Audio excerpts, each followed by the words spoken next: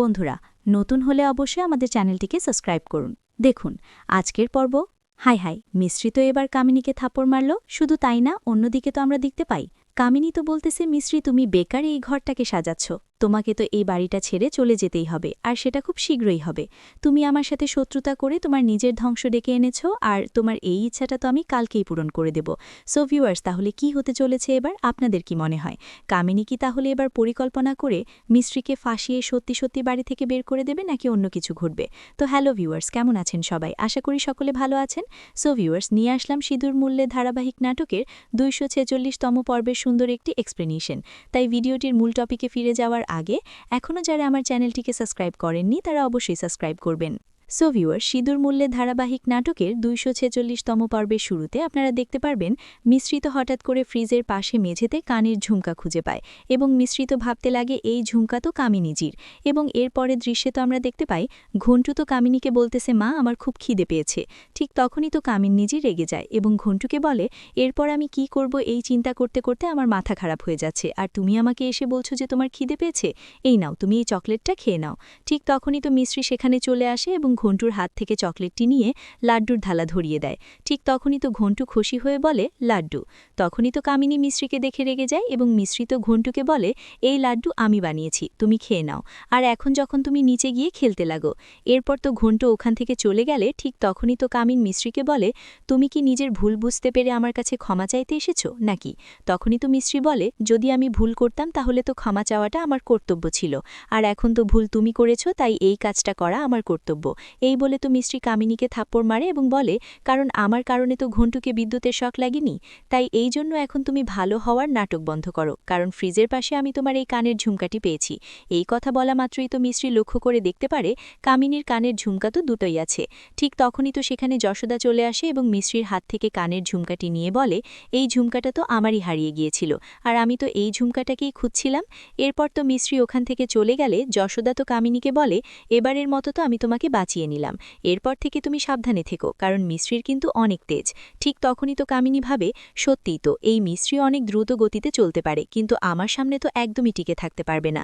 মিশ্রি তো আমাকে সন্দেহ করা শুরু করে দিয়েছে, এখন আমাকে সেটাই করতে হবে যাতে করে মিশ্রি সহ এই পরিবারের সকলেই জানতে পারে যে আমি একজন আদর্শ মা, আর এই ভালো মানুষের রূপটাই তো সবসময় মানুষকে ধ্বংস করার দরজাটি খুলে দেয়। এবং এরপরে দৃশ্যতে আমরা দেখতে পাই অর্জুন এবং ঘণ্টি মিলে তো দুজনেই অনেক দুষ্টুমি করতেছিল, যার কারণে মিশ্রিত অর্জুন এবং ঘণ্টিকে থামানোর চেষ্টা করলে কোনোভাবেই পারে না, যার কারণে একটা পর্যায়ে গিয়ে মিশ্রিত অর্জুন এবং ঘণ্টির উপর চিৎকার করে, যার কারণে কামিন সেখানে চলে আসে এবং বাহানা করে বলতে লাগে, মিশ্রি আজকাল তো আমার ছেলের শরীর একদম ভালো না, তার উপর তুমি আবার ঘণ্টির উপর চিৎকার করতেছো। ঠিক তখনই তো অবস্থি পরিবারের সকলেই সেখানে চলে আসে এবং অর্জুনের দাদি বলে, কি হয়েছে কামিনী? তখনই তো কামিনী বাহানা করে বলতে লাগে, দাদিমা এটা তো অনেক বড় ভুল, মিশ্রি যদি আমার ছেলেকে ভালোই না লাগে তাহলে তো আমাকে বলে দিতে পারে, আমি তো ঘণ্টিকে নিয়েই বাড়ি ছেড়ে চলে যাব, তা না করে তো মিশ্রি ঘণ্টির উপর চিৎকার করতেছে। ঠিক তখনই তো অর্জুনের দাদি বলে, কামিন তুমি ঘণ্টিকে নিয়ে এই বাড়ি ছেড়ে কোথাও যাবে না, আর মিশ্রি এরপর থেকে ঘণ্টির উপর কখনোই চিৎকার করবে না। ঠিক তখনই তো কামিন সকলের সামনে ভালো সাজার নাটক করে বাহানা করে বলতে লাগে, আজকাল তো আমার ছেলের ওপর দিয়ে ঝড় বইতেছে, এই জন্য তো আমি সিদ্ধান্ত নিয়েছি, কালকে তো উপোসের দিন, আমি তো আমার ছেলের মঙ্গলের জন্য উপোস রাখব। এই কথা শুনে তো সকলেই একদম খুশি হয়ে যায় এবং কামিনীর প্রশংসা করতে লাগে।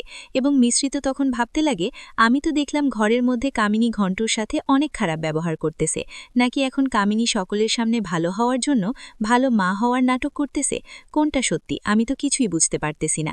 ঠিক তখনই তো অর্জুনের দাদি বলে, কামিনী তোমার এই উপোসের পুজোর আয়োজন তো সব আমিই করব, যখন মা তার ছেলের জন্য এত কিছু করতে পারে তাহলে তো সিনিয়র দাদিকেও কিছু করতে হবে।